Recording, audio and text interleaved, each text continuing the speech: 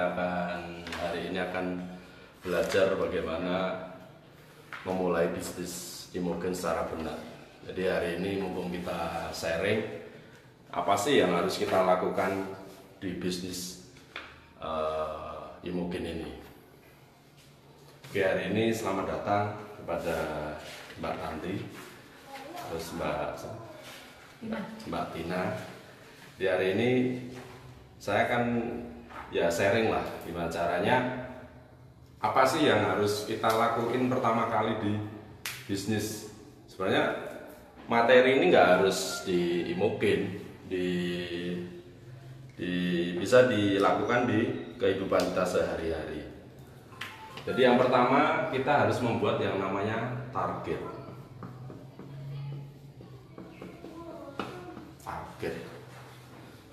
Jadi apapun ceritanya, hidup kita itu kan punya alur. Contohnya tahun 2020. Ini kita di bulan Juli, Agustus, September, Oktober, November, Desember. Kita tinggal berapa bulan? 1, 2, 3, 4, 5. Tinggal 5 bulan. 5 bulan itu kalau kita jalani itu nggak terasa. Ya kita baru ingat lah kemarin Lebaran.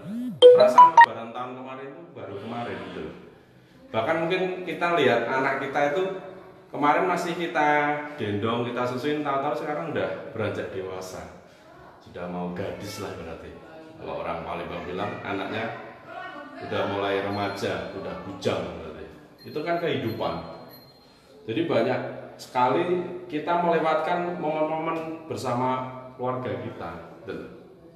Nah, saya dari dulu berpikir di usia 40 tahun saya harus yang namanya freedom.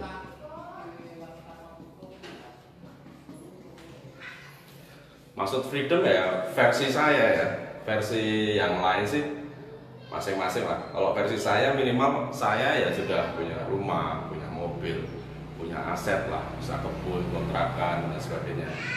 Dan yang paling saya seneng versi saya yang disebut freedom itu saya punya yang namanya passive income.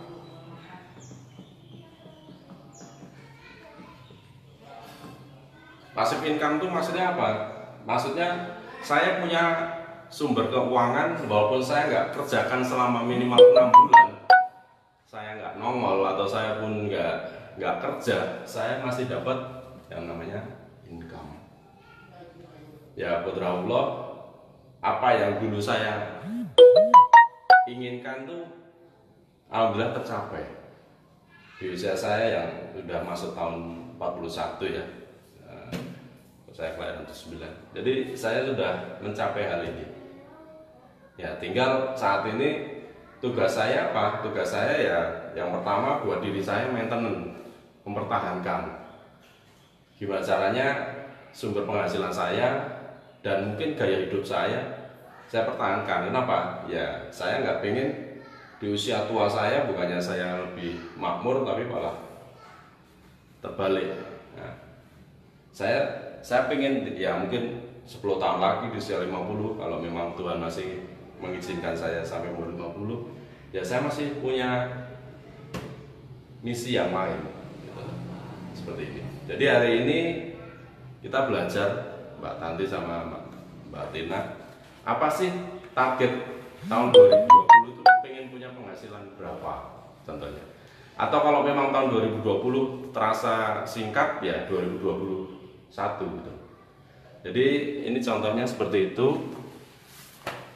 Saya kemarin coba buat mana ya. Target saya bulan Desember 2020 penghasilan saya 500 juta sebulan. Rahasia kesuksesan adalah berani memastikan apa-apa yang patut diraih di masa depan. Nah, di situ ada tulisan Mekah. Kenapa? Karena saya buat waktu itu di Mekah.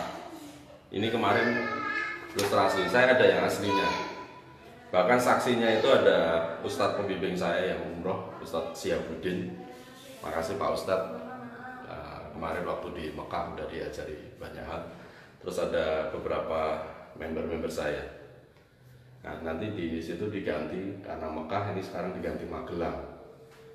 Magelang tanggal sekarang 5 Juli 2020 atau tanda tangan. Jadi berapa sih penghasilan yang pengen Anda capai gitu.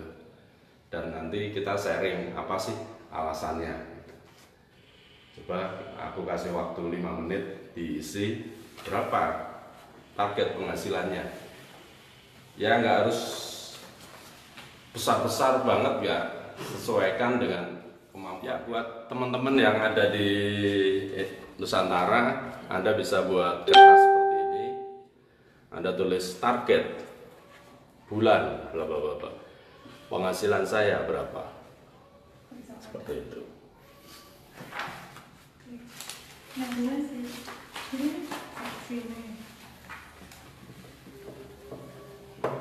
Jadi hari ini kita belajar secara di rumah ya. Jadi ini target kita berapa?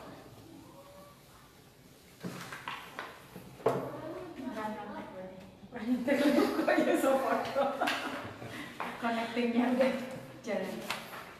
Oke, udah ya. Kita lanjutin dulu sebelumnya. Jadi ini di kehidupan kita ini ada yang namanya masalah.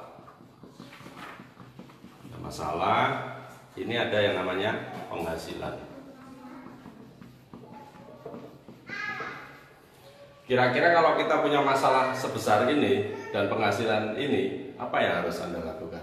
Memperkecil masalah. Ada yang memperkecil masalah. Oke, Mbak Tanti. Sama. Memperkecil masalah. Itu jawaban yang belum benar. Jawaban yang benar kita adalah memperbesar penghasilan. Kalau ada masalah ya. Kenapa? Karena kalau masalah itu nggak akan kecil. Anda udah pengeluaran taruhlah anak 3 per bulan, pengeluarannya taruhlah per anak 500.000. Mau nggak mau kan, suka nggak suka tiap bulan 500.000 kali 3 anak, 1.500.000. Itu pengeluaran atau masalah berarti. Terus biaya makan taruhlah kita sebulan makan 2 juta. Berarti kan 2 juta tambah anak 500.000 kali 3 1.500.000, 3,5. Kita pengeluaran sebulan 3.500.000 satu bulan. Padahal penghasilan kita taruhlah di Magelang 1,8 juta lah. Ya mungkin kalau kita tinggal di Jakarta, UMR kita 3,5 juta, oke pas. Cuma kan di Jakarta juga biaya hidupnya lebih tinggi, ngontrak aja udah 500 minimal kan. Nah, solusinya apa? Mau nggak mau kita harus memperbesar penghasilan kita. Karena nama pengeluaran itu nggak akan mengecil. Bahkan semakin besar penghasilan kita, semakin besar pengeluaran kita. Saya contohnya sebulan tuh bisa pengeluaran pribadi saya itu ya sama itu hampir 50 juta. Ya ibaratnya saya punya 3 rumah. Kalau satu rumah biayanya untuk listrik aja hampir 700 lah gitu ya. Kali 3 kan berarti udah 2.100.000. Tambah untuk ngurus rumah 3 kan 1 juta. Berarti kan 3 juta. Berarti udah 3 juta tambah 2.100.000 udah 5.100.000 lah. Itu hanya untuk ngurus, belum yang lain-lain. Ya, kalau saya total tuh pengeluaran saya itu hampir 50 juta sebulan. Ya kalau penghasilan saya 50 juta ya ini pas. Berarti mau nggak mau kan saya harus memperbesar penghasilan. Nah hari ini kita akan belajar bagaimana kita memperbesar penghasilan kita. Kenapa? Karena suka nggak suka, mau nggak mau, terpaksa atau nggak terpaksa, ya kita harus realistis, penghasilan ini harus dibesarin. Apa yang harus kita lakukan? Kita akan melakukan yang namanya bisnis. Kalau menurut Ipo Santoso, bisnis itu sekarang merupakan bagian dari jihad. Minimal jihad ekonomi kita. Kenapa? Karena di sini yang kita pertaruhkan bukan hanya untuk keuntungan saya sendiri, tapi banyak orang. Kayak kemarin di musim corona ini, saya berpikir mungkin kalau saya naif, saya udah cukup lah buat saya. Tapi saya enggak, saya berpikir gimana sih ribuan agen-agen saya atau reseller saya atau member bisa nggak punya penghasilan lebih. Tapi alhamdulillah ternyata di musim corona ini omset kita naik, otomatis penghasilannya pada naik semua. Makanya yang kemarin itu yang punya penghasilan puluhan ratusan juta